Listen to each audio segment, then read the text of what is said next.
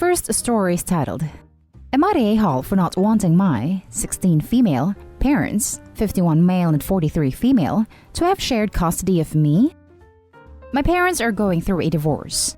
It was a long time coming, and having to spend a lot more time together because they both had to work at home was the last straw. I know I probably sound a bit uncaring / icy about all of this, but at this point I think everyone is better off if they separate. The last 4 years have been marred with constant arguments, cheating and whatnot, and my mom in particular has been using me as an emotional support animal, and I am sick of it. By some miracle granted by the very gods, they have been amicable, at least when it comes to splitting their finances, stuff they own, all of that. My mom moved to her new boyfriend and my dad is keeping the house. Now that they got it all figured out, they only had one thing left to decide, and that is what to do with me. Unfortunately, they assumed I would want to spend 1 week at dad's place, the other at my mom's place, and it's just a no for me. When they said what they had decided to do, I said no, and explained I wanted to stay with dad. I gave the reason that I go to school here, my job is here, and I don't want it interrupted. In reality though, it has a lot more to do with me not liking my mom's boyfriend. One of the guys she cheated with, and before you ask, dad cheated plenty of times too, who has 2 kids of his own, no interest in living with 2 random kids 50% of the time, who live with him full time. And I am just a lot closer to my dad in general. We are a lot more alike, and he isn't emotionally draining like mom is.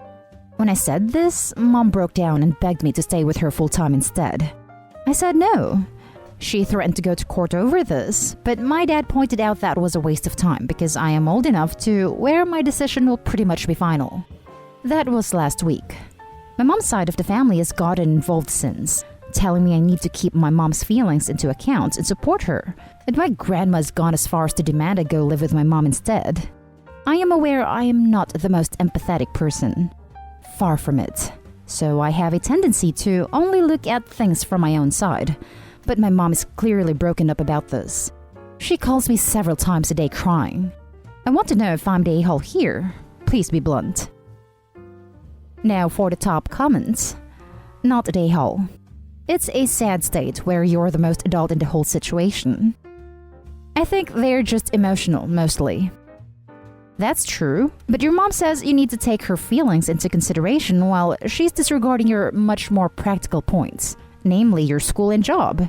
She would have you uproot your own, established life to accommodate her poor decisions. Emotional or not, that's inconsiderate.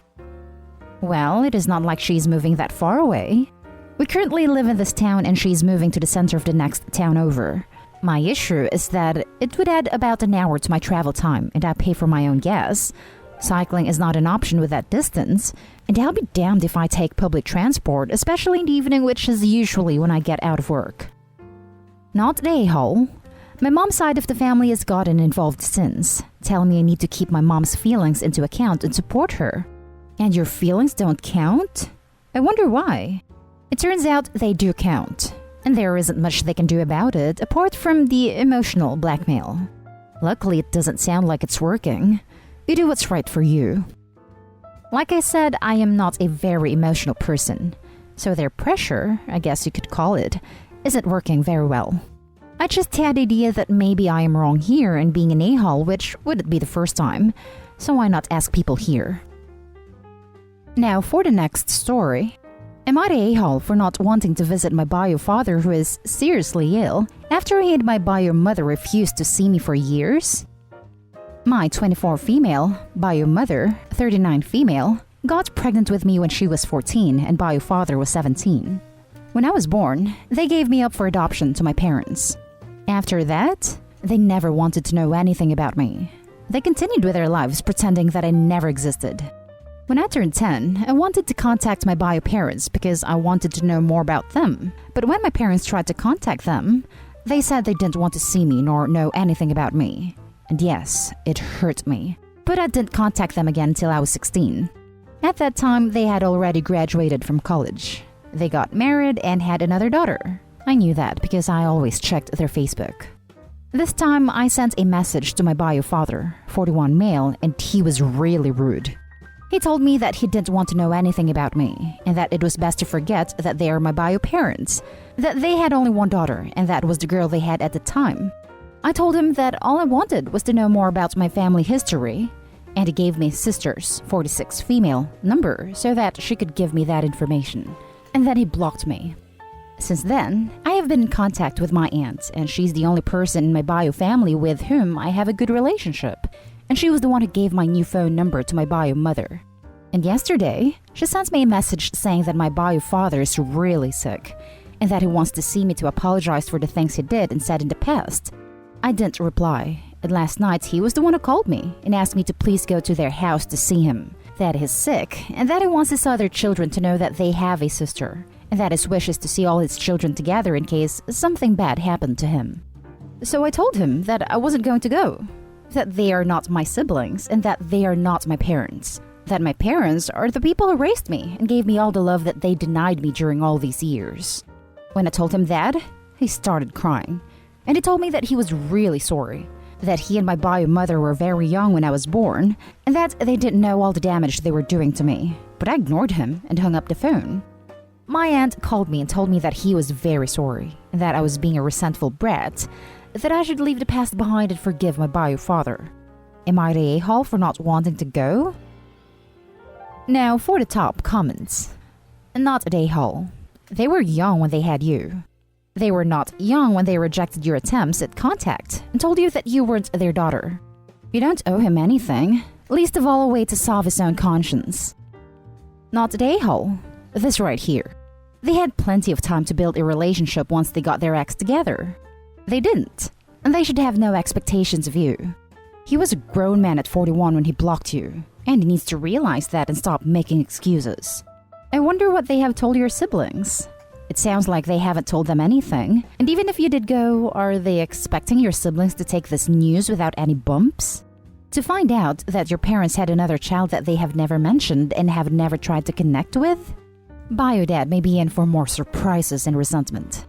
As for your aunt, still the a-hole but a gentler one.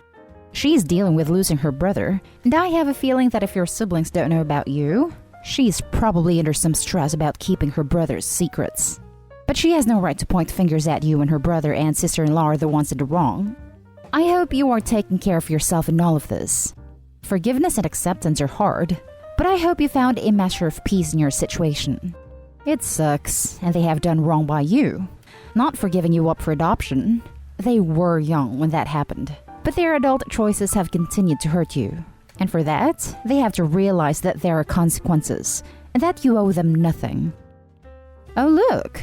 Another adult who wants to leave this world with a clear conscience after shutting down every attempt to do so in the past. Not an a-hole. He's literally a stranger at this point. OP, this is wrong. They don't want to get to know you. This is for their sake alone, as harsh as it sounds. Not gonna lie, as someone with a bad childhood, I am low-key excited for this moment to come. I've been rehearsing the moments I refuse to forgive my parents for the years of neglect and abuse since I escaped them. Not an a-hole. It's funny how narcissistic people can never admit they were in the wrong until they really want something. Then it's always the victim's fault for holding on to the past. They made it clear they wanted nothing to do with you. You owe them nothing you don't want to give. If you do decide to see them, make sure it is because it is what you want, not for them. The bright side is that, at least you only have to worry about dealing with the aunt, rather than the whole entitled family. The next story is titled, Am I the a-hole for calling my daughter petty for crying about not being mentioned in my award speech? In the area where I live, I have been a part of a professional association for 30 years ever since I was 26. Every year, there is an event where a number of awards are given out. This year, the event was held over Zoom, and I was told that I had been nominated for the Lifetime Achievement Award. My daughter, 27, decided to get tickets. My ex-wife, 56, also bought tickets because my son, 16, wanted to be there. I was happy they decided to be there. I am obviously on speaking terms with my ex-wife because of our minor son, and the more, the merrier. My wife of a year, 30, and our son, 1, of course were always going to be my guests, so they listened in.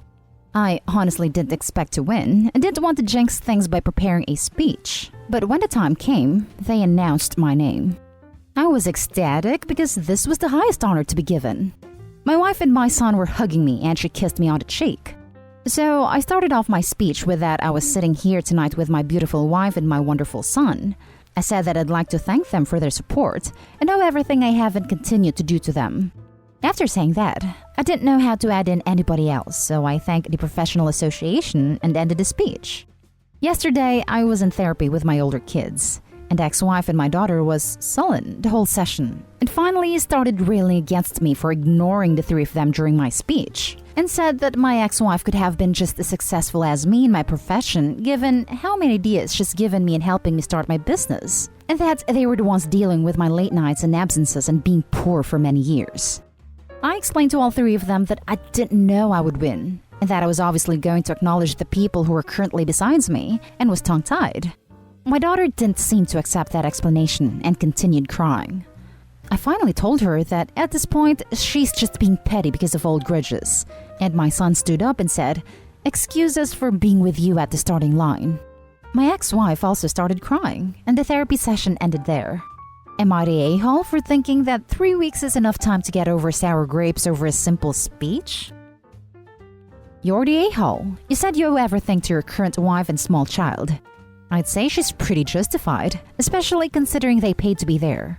If I wasn't related to you and heard that, I'd think you had no other children. You may have been tongue-tied, but what you said was thoughtless and insensitive. Yeah, his wife of 1 year somehow helped with his career for 30 years. Her and no one else. Exactly. And their 1-year-old son was a huge help. You're the a-hole. I'm not going to mention the fact that your new wife is 3 years older than your daughter. Oops. And like 26 younger than you? Oops again. But honestly, seems like someone, hint, you, just wanted to show off his much younger bride. So instead of thanking the people that had been by your side for almost the entire time you had been doing this job, the people that had stuck by you even when times were tough, and when you were not present, you chose to thank the person that, honestly, had done the least for you. You're the a-hole of the day. This right here, a deep and all-encompassing you're the a-hole. It truly floored me to read how incredibly dense Opie is being about this. No empathy or consideration for anyone but himself. I said that I'd like to thank them for their support and owe everything I have and continue to do to them. I owe them everything because throughout my life, it was my motivation to be rich and successful enough to get a trophy wife my daughter's age. That drove me to all my successes. You're the a-hole, massively. The last story is titled, Am I the a-hole for not giving my sister, single mom, money for a car when I can't afford to do so? I, female 17, have an online shop that I've been running for about 2 years now. It sells mostly stickers with my custom art, as well as some other small items. I put a lot of work into it. Basically, if I'm not doing school stuff, I'm working on stuff for my shop. I love it. The pandemic has let me put even more time in, and over the past 10 months, it's done really well. I have a good chunk of money saved for university and other things. My sister, 25 female, is divorced with 2 kids, 1 male and 2 female. She has a job and child support. We've never gotten along. She always acted like she was embarrassed of me. She said I'm an anti-social nerd loser, which is fair, lol. One of the things she always made fun of me was my sticker hobby. She said stickers were juvenile and I'm just creating more garbage in the world. So, she totaled her car recently and can't afford a new one. My parents told her to ask me for a loan. They can't afford to help her. And she sort of scoffed and asked them how much a loser like me could have. I don't even work. They told her how much I have in my bank account. And she called me demanding I buy her a new car. Not asking, demanding.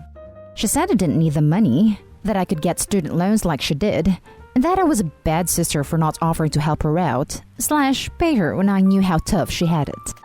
She eats out all the time, buys expensive clothes, / shoes, / bags, makeup palettes, trips to the spa and with her friends, pre-COVID.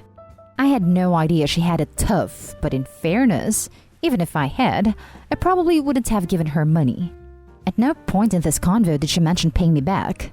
She said that I've never contributed anything to the family, which is a joke coming from her, and that further to buying her a new car, I should give her what I make from my dumb hobby, since as a single mom, she needs the money much more than I do, as I live rent-free at home and don't contribute to bills or groceries.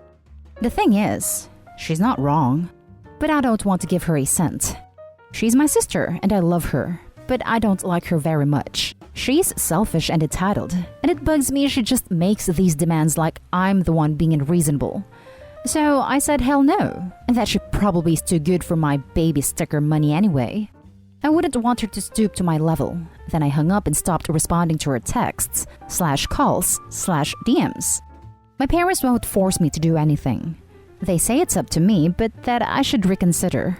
She's my sister and is having a hard time, and there are 2 babies involved. They need a car. I don't strictly need the money right away like she does, and I was pretty snarky with her. So Reddit, am I the a-hole? Now for the top comments. Not the a-hole. If she wanted money from you, then she should at least try to be nice to you. Keep your sticker money for college. You are only 17, a minor. You don't have to contribute to the family. It is the job of the family to support you. My sister is rarely nice to anybody. Lol. She sounded genuinely furious with me on the phone though, which threw me off. And I wondered if it was coming from a place of fear/desperation. My niece and nephew are sweet, and I hate to think of them hurting because of bad blood between me and their mom. Do not give her any money. She made her bed, let her lay in it. You are 17, learn from her mistakes, and save as much money as you possibly can. Also, to hell with your parents for telling their grown daughter to ask a 17-year-old for money. Shame on all of them. Buy yourself a nice car. I won't. She's just so mean that it just puts me off, and her baby daddy still has a car and is in their lives. Other posts mentioned she can get a bank loan or her insurance should give her money, which I didn't even think of, so she'll probably be fine on the car front. Not at a-hole, and protect that money however you can. I suspect parents will subvert you and take it when you stick to your guns. I don't think my parents would do that. I offered to help them out with some bills when my shop started to make some money and they shot that down hard. Said it was my money that I earned, and I will never pay them for that kind of thing. I was pretty upset they told her how much money I had though. And that's the end of this video, folks. As always, leave a comment and hit like and subscribe. And if you want more of this content, turn your notification on to get updated on the latest videos. And I'll catch you in the next one. Stay safe.